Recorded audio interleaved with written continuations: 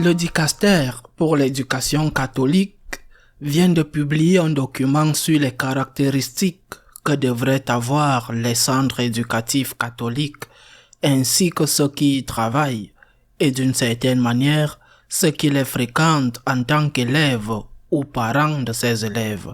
C'est un bon document. Bien sûr, rien n'est parfait et peut-être aurait-il pu être un peu plus ambitieux sur certains points, aborder un peu plus de sujets. Et il est vrai aussi qu'il est influencé, comme il ne pourrait pas l'être autrement, par les modes du moment. Mais c'est un bon document. Dans son document, la première chose est qu'il met l'enseignement catholique en relation avec ce qui lui est essentiel. L'éducation catholique fait partie de la mission évangélisatrice de l'Église.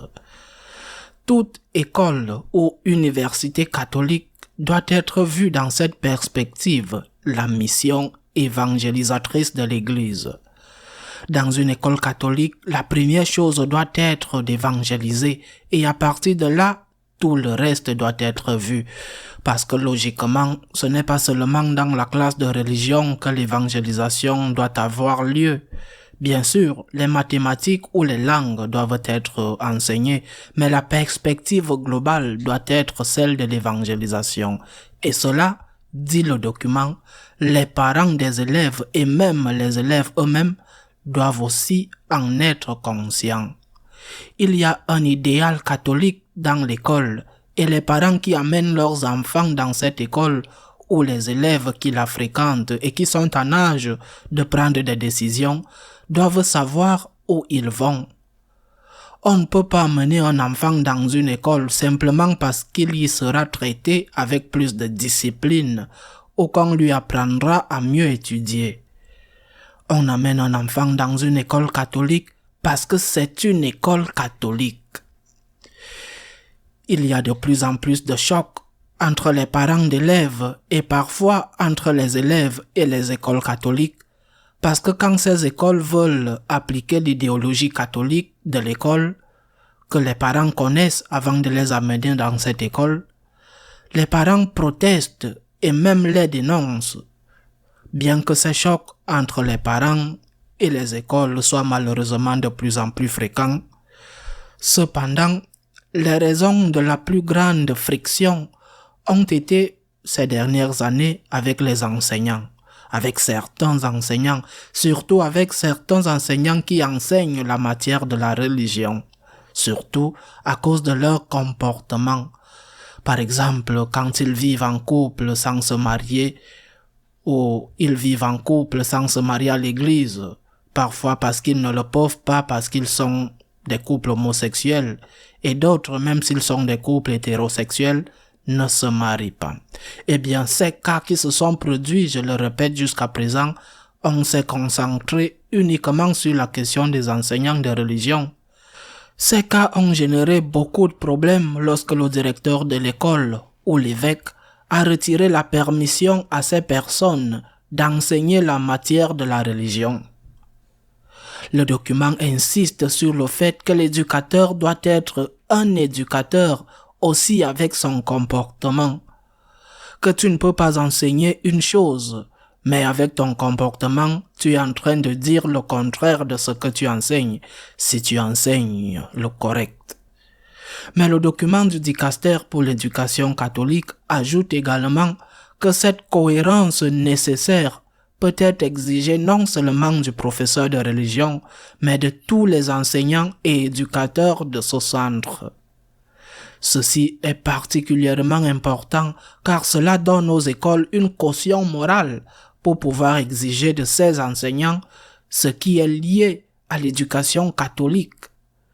Et le document du Vatican va un peu plus loin en disant que les évêques ont le droit et le devoir de superviser ces enseignants qui travaillent dans les écoles catholiques, de superviser qu'ils mènent une vie cohérente, au moins logiquement dans ce qui a été dit, cohérente avec leur foi. L'un de ces cas les plus connus de ces dernières années a été la confrontation entre l'archevêque d'Indianapolis aux États-Unis et une école jésuite située dans son diocèse, le collège Jean de Brébeuf. Eh bien, dans cette école, l'un des professeurs avait contracté un mariage civil. Il s'agissait donc d'une affaire relativement publique. Ce n'était pas une relation privée. Il avait contracté un mariage civil avec un autre homme. Cet autre homme travaillait curieusement aussi dans une autre école catholique. L'archevêque a demandé à l'école jésuite de ne pas renouveler le contrat de ce professeur. Il a aussi demandé à l'autre école, et l'autre école l'a accepté. Eh bien, l'école jésuite a refusé, et donc l'archevêque a retiré le nom de catholique à cette école. Allez-y, mais vous n'êtes plus une école catholique. Vous ne pouvez plus prétendre être une école catholique. Et il a également empêché les 2 prêtres qui travaillaient dans cette école de célébrer la messe dans certaines circonstances.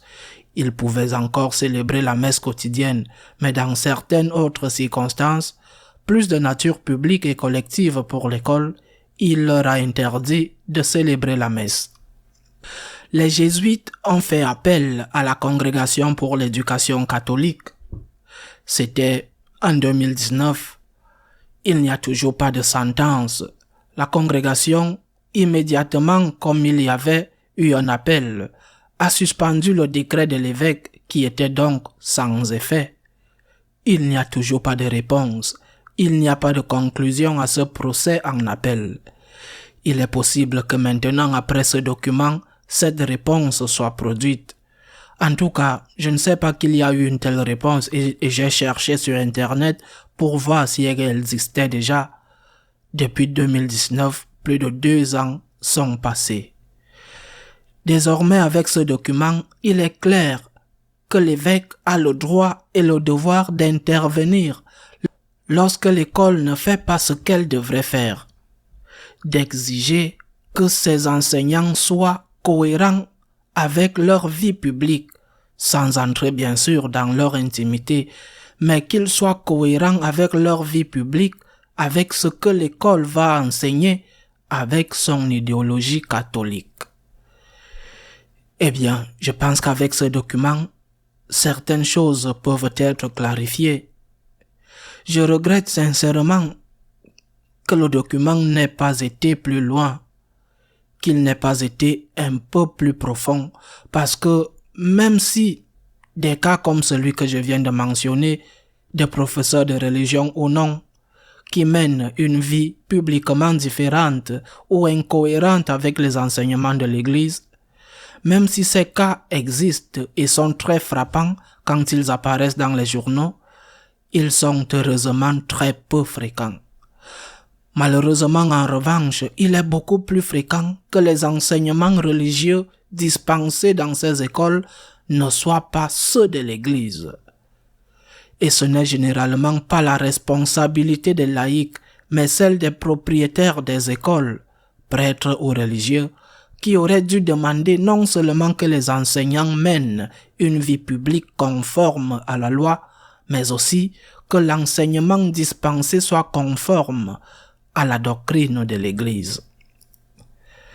Je me souviens de la lettre que le pape, déjà émérite Benoît XVI, a écrite au président de toutes les conférences épiscopales du monde à l'occasion de la réunion qu'ils ont tenue à Rome pour traiter de la question de la pédophilie. Dans cette lettre très importante, profonde et lucide, Benoît XVI leur a dit qu'en tant qu'évêque, ils avaient le devoir non seulement de superviser et d'éviter les abus sexuels sur les mineurs, mais il leur a également dit qu'il existait un autre type d'abus. Bien sûr, on ne peut peut-être pas le comparer à l'abus physique, mais il existe un autre type d'abus, à savoir l'abus spirituel. Lorsque ces mineurs, et le pape Benoît a également parlé de ce qui se passait dans les homélies, lorsque des adultes allaient à la messe sans avoir reçu une formation suffisante, lorsque ces mineurs recevaient, comme il s'agissait d'une doctrine de l'Église, quelque chose qui ne l'était pas, et il a demandé aux évêques en tant que défenseur de la foi, de s'occuper de cela et d'éviter les abus. Peut-être que le document de la Congrégation pour l'éducation catholique sur les écoles aurait dû également souligner cela. Il aurait même pu aller un peu plus loin et exiger que cette cohérence se retrouve également dans la catéchèse des paroisses. Beaucoup sont magnifiques, mais d'autres certainement moins. Et là, nous avons deux questions. Pourquoi l'échec évangélisateur de tant d'écoles catholiques? C'est un fait bien connu. La majorité des élèves, à partir d'un certain âge, n'assistent plus à la messe. Il suffit de le demander, nous le savons tous, du moins en Occident. Eh bien, pourquoi cet échec? Ne serait-ce pas parce qu'on n'enseigne pas la doctrine catholique, mais un substitut qui est censé être plus facilement accepté par les élèves, parce qu'il est moins exigeant, mais en réalité, les élèves le rejettent. Nous devons nous demander si cet échec de l'évangélisation, pas un échec dans d'autres domaines, parce que l'éducation donnée est généralement très bonne, mais si cet échec de l'évangélisation n'est pas lié précisément au manque de fidélité à l'enseignement du Christ. Qu'est-ce qui est rejeté? Le substitut ou l'original? Le substitut n'est-il pas rejeté précisément parce que l'original n'est pas montré, même si l'original est apparemment plus exigeant, mais finalement beaucoup plus convaincant? À la semaine prochaine, si Dieu le veut.